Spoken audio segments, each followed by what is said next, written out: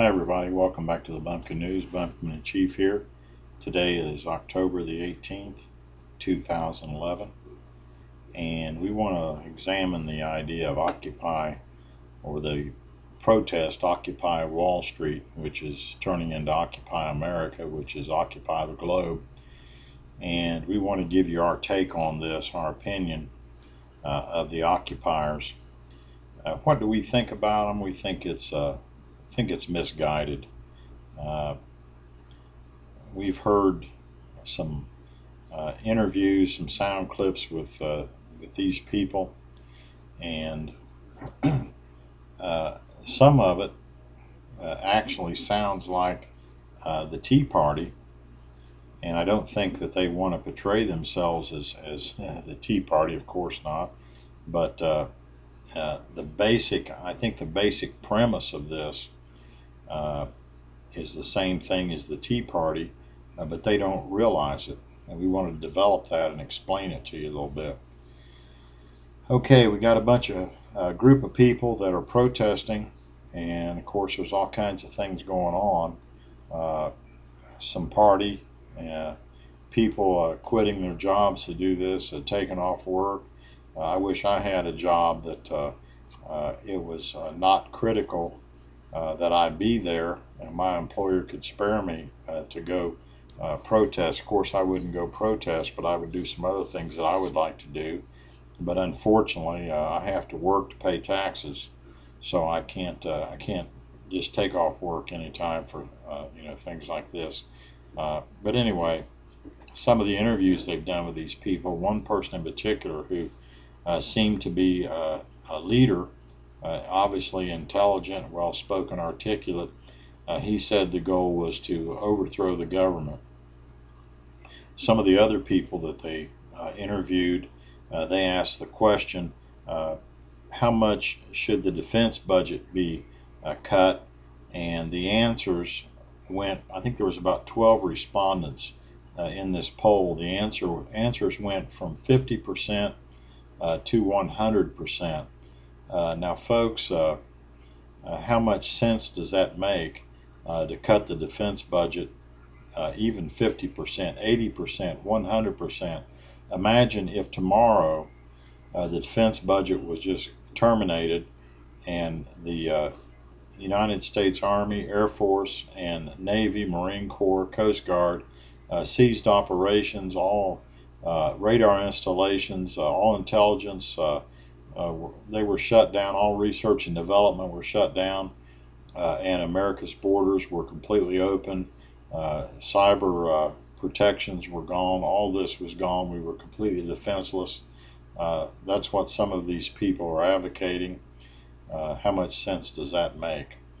We heard another interview with a delicatessen owner actually fronting of the area where these protesters have taken up semi-residence, and she was quite distraught because the protesters were coming in her deli and using it as office space and using it as restroom facilities,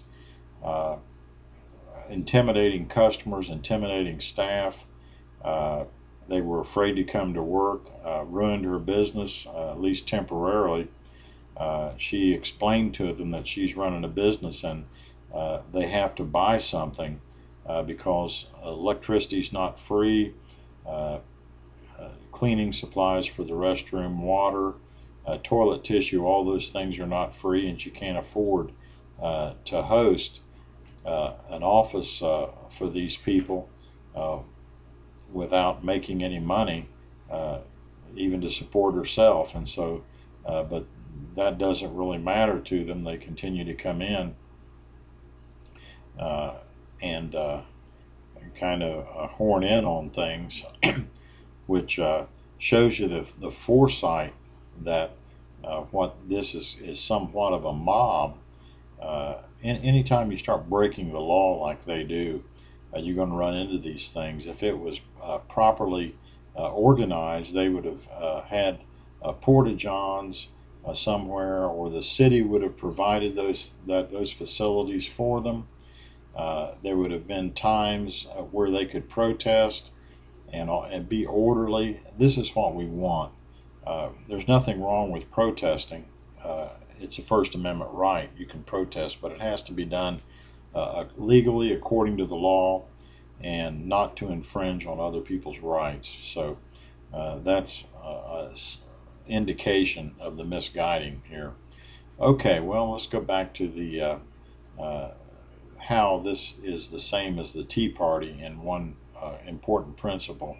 They're protesting that the banks, these financial institutions on Wall Street, they're making money hand over fist. The executives are getting remuneration all out of any proportion to what they think is their worth. The question is, where did they get all this money? Well, the government gave it to them. They were headed on the path of bankruptcy. The government steps in. You're too big to fail. We've got to take taxpayers' dollars, which actually the taxpayers have not given us yet. We've got to generate all kinds of mountain of debt, and we've got to funnel this money, which was supposed to be for infrastructure spending, to bail these banks out. And what did they do? They took it and stuffed their pockets with it, and now they're lavishing in all this money, all this cash, where what should have happened was they should have gone to bankruptcy. You have a tendency when you go to bankruptcy, you scale back salaries and all these things to bring it into line with your responsibilities.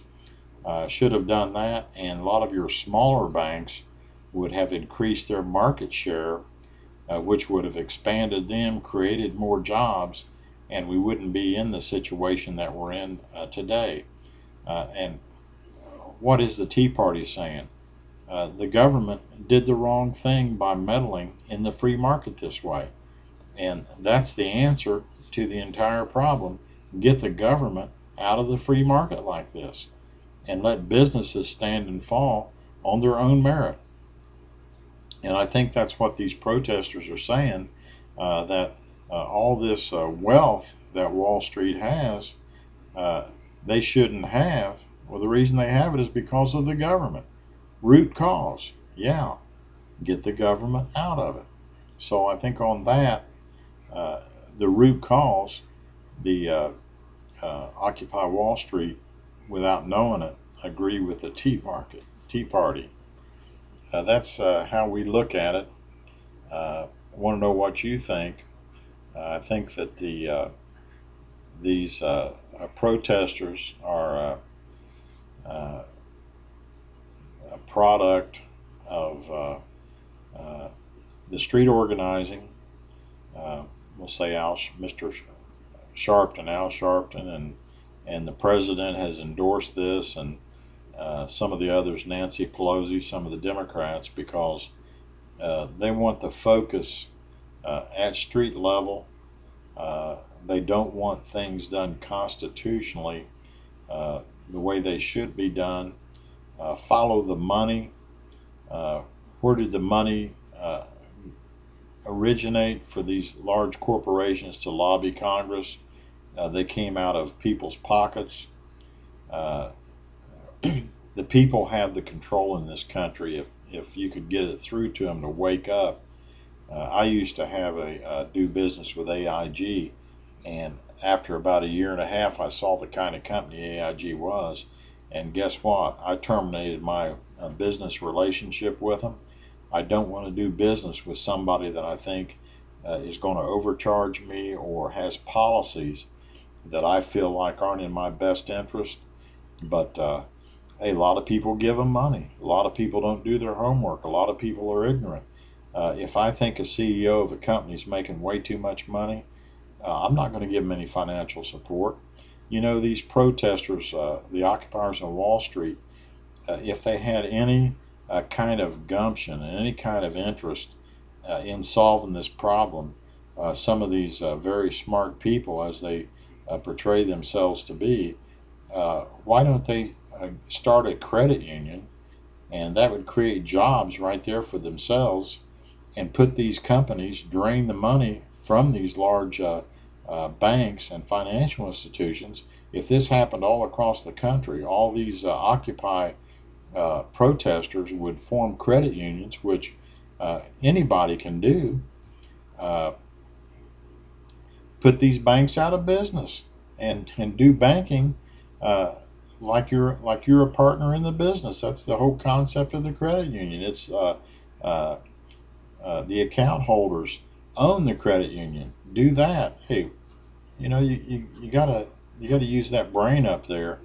But no, we want to take to the streets. We want somebody else to do it for. Follow the money.